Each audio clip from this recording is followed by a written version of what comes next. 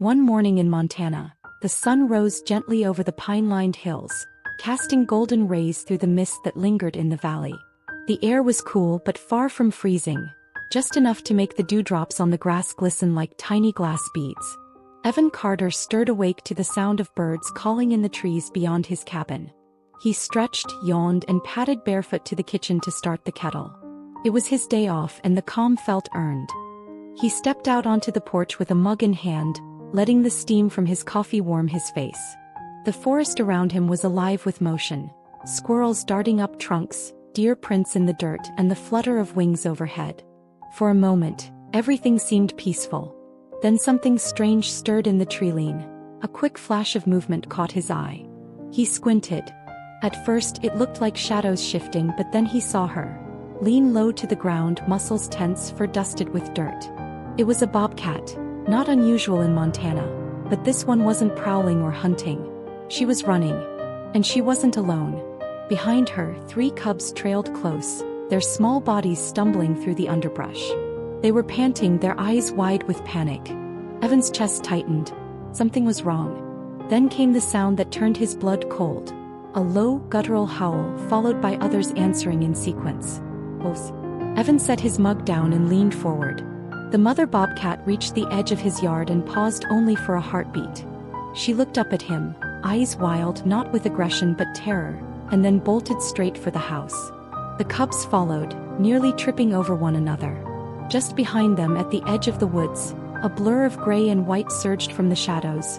Wolves, fast and hungry. Without thinking, Evan flung open the door. The mother bobcat reached the steps first and hesitated, just long enough to glance back at her young. One cub had fallen behind, tripping over a root. The mother whirled around, sprinted back, grabbed the cub by the scruff and lunged forward again. Her powerful limbs moved in a blur of instinct and desperation. Evan stepped aside. He darted through the door. Her cubs tumbled in after her. He slammed it shut, heart pounding. Through the window he saw them. 6 wolves, large and lean, pacing the perimeter of his yard. They didn't approach the house directly but stayed near the tree-line, watching, waiting. Their eyes glinted with cunning. Inside, the mother bobcat pressed herself against the far wall, her body wrapped protectively around the 3 cubs. They trembled against her belly, their breathing shallow and quick. Evan stepped back, holding his hands up to show he meant no harm.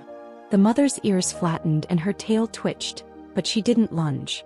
She didn't growl. She just watched him, breathing hard, her muscles still tense from the chase. He spoke softly, more to calm himself than her. "You're safe here. No one's going to hurt you." He moved slowly to the cabinet, pulling out a soft blanket. He spread it near the fireplace, then grabbed another. The bobcat didn't move at first, but when he retreated, she carefully nudged her cubs toward the warmth. One by one, the tiny creatures clambered over the fabric, their paws slipping on the hardwood floor. The mother followed, curling around them in a tight circle, still watching Evan. Her eyes were wild yet intelligent, never leaving his. It was as if she knew what she'd done, knew where she'd come for sanctuary. Evan crouched near the fireplace, tossing in logs and coaxing a flame to life. As the warmth spread, the cubs relaxed. One let out a soft chirping mew and pressed closer to its mother. Outside, the wolves continued to prowl. Their growls echoed faintly through the walls. Evan checked all the windows and locked every door. When he returned to the living room, the mother bobcat had relaxed, just a little. She licked one cub's face, then leaned down to inspect the one that had tripped. Its paw was swollen, and it let out a pained squeak when she touched it with her nose. Evan knelt again, careful not to startle them. "I can help," he said quietly. She didn't move, but her gaze didn't sharpen either. He took that as permission. Slowly, he reached for a clean towel and a small first aid kit. He approached with deliberate caution, kneeling a safe distance away. The injured cub whimpered. Its eyes fluttered and it rolled awkwardly onto its side. Evan opened the kit and dipped the towel in warm water. He waited, gauging the mother's reaction. She remained tense but didn't interfere. Gently, he dabbed at the cub's paw, clearing away dried blood and bits of dirt. The injury wasn't severe. Maybe a twisted joint, possibly a sprain. He wrapped it loosely with gauze and secured it with medical tape, whispering reassurances as he worked. When he was done, the mother sniffed the bandage, then licked the cub's head. As the hours passed, the wolves eventually disappeared back into the forest. Their howls grew more distant. Evan didn't dare open the door again that day. He kept the fire stoked, brewed tea and sat nearby with a book, though he barely read a word. His eyes kept drifting to the bobcat family and his mind reeled with questions. Why had she chosen his home? How did she know it was safe? As dusk approached, the cabin took on a soft orange glow. The cubs stirred from sleep, their tiny legs carrying them across the blanket. One padded toward Evan, sniffing the air. He remained still. The cub inched closer until it was within arm's reach. Then, sensing the mother's watchful gaze, it backed away and returned to her side. He smiled. Later, he brought a shallow bowl of water and a small dish of cooked chicken. The mother bobcat rose cautiously. She approached, sniffed the contents, then nudged the bowl closer to the cubs with her nose. They drank, then nibbled at the food with tiny teeth. She took none for herself until they were done. That night, Evan lay on the couch with a blanket over his legs, watching the embers glow. The mother bobcat lay curled near the fire, her eyes half closed, her body draped protectively around her young. Occasionally she'd lift her head to scan the room, then lower it again when all seemed calm.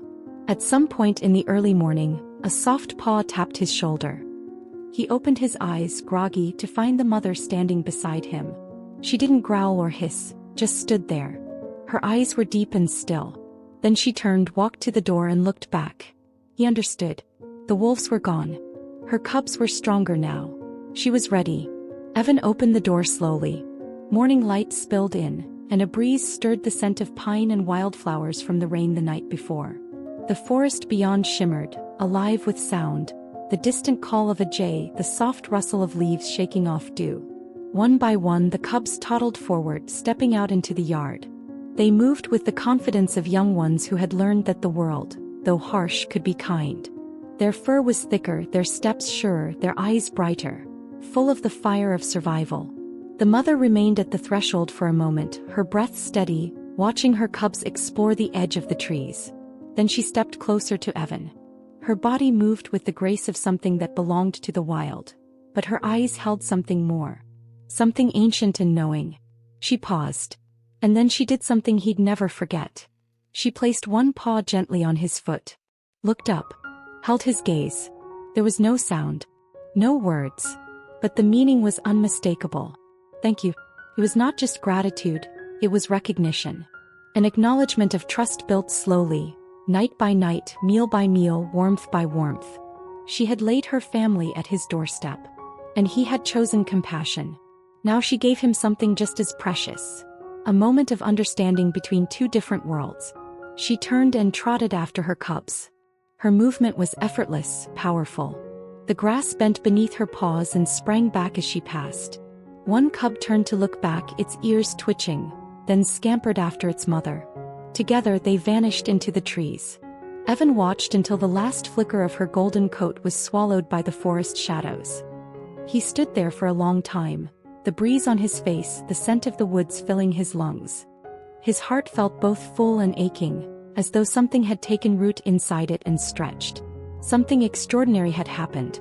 Something wild and ancient, and utterly human at the same time. He walked back inside the quiet house and looked at the blanket near the fire. A single tuft of fur remained curled like a tiny question mark on the fabric. He didn't sweep it away. He sat for a long while, his coffee cooling beside him, thinking about what had passed through his life. He could still see their eyes in the glow of the fireplace. Still hear the faint purring of the cubs as they nuzzled together. The silence in the house now was different. It wasn't empty. It was sacred. Days passed. Then weeks. Evan kept an eye on the woods. The world went on. Cars passed by, people went about their days, never knowing what had unfolded just beyond the treeline. Occasionally he thought he saw a flicker of movement in the distance, too fast to be sure.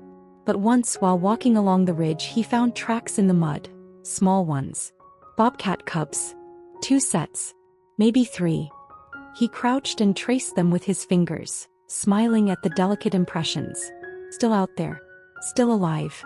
That night he placed fresh water near the edge of the woods, just in case. Spring turned to summer. The fire pit sat unused, though sometimes he lit it anyway, sitting alone under the stars. Sometimes he talked aloud, not really expecting an answer but hoping maybe the woods would listen. Once, deep in the night, he thought he heard a soft call in the distance. Not a cry of need but a song of existence. A reminder that the wild remembered him too.